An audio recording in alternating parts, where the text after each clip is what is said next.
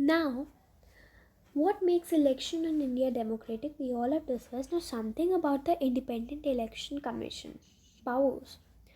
EC की commission EC जो election commission होता है उसकी पावर्स क्या क्या हैं? उनकी powers are decisions on every aspect to conduct and control of elections from announcement of elections to declaration of results. It also implements the code of the conduct and punishes any candidate or party that violates it.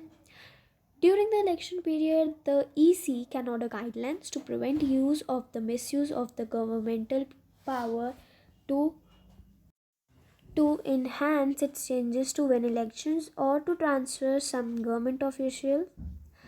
Then the fourth point says that when on election duty, government officers work under the control of EC and are not government.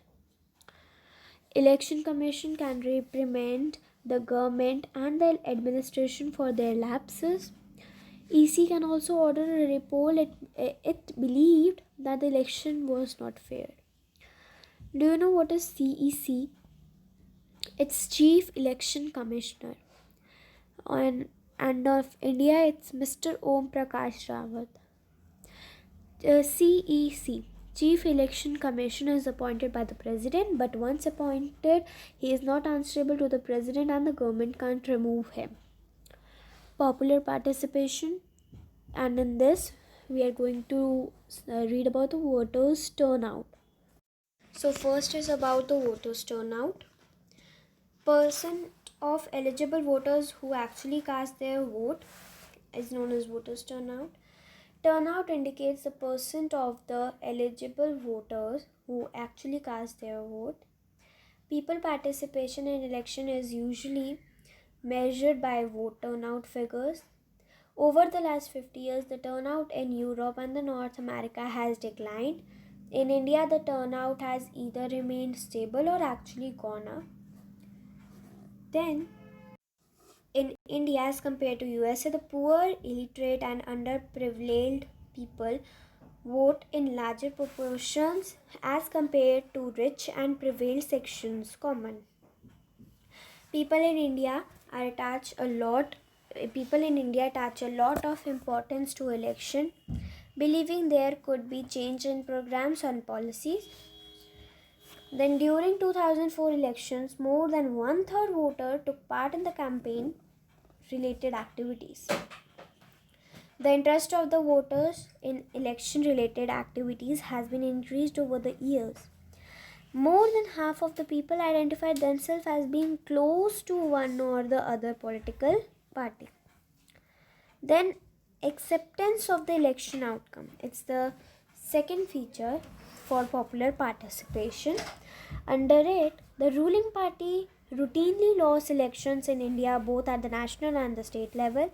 In fact, in every 2 out of the 3 elections held in last 15 years, the ruling party has lost. In US, an sitting elected representative rarely loses an election. In India, about half of the sitting MPs or MLAs lost their elections. And the candidates who are known to have spent a lot of money on buying votes and those with known criminal connections often loses the election. Bearing very few disputed elections, the electoral outcomes are usually accepted as people's verdict by the defeated party. Now, there are some of the challenges also. Now, what are the challenges? That some win by money power. What are the challenges to the free and fair elections? That all this leads to a simple conclusion. Election in India are basically free and fair. The party that wins the election and forms the government does so because people have chosen it over the rivals. This may not be true for every constituency. A few candidates may win purely on the basis of the money power and unfair means, but the overall verdict of the general election still reflects the popular preference. There are few expectations to this rule in the last 60 years in our own country. This is what makes an Indian election democratic. Something about that some families tend to dominate political parties, smaller parties are independent.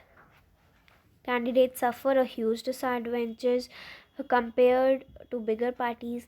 Huge parties have unfair advantages over small party. Candidates with criminal connection push others into the out of the electoral race.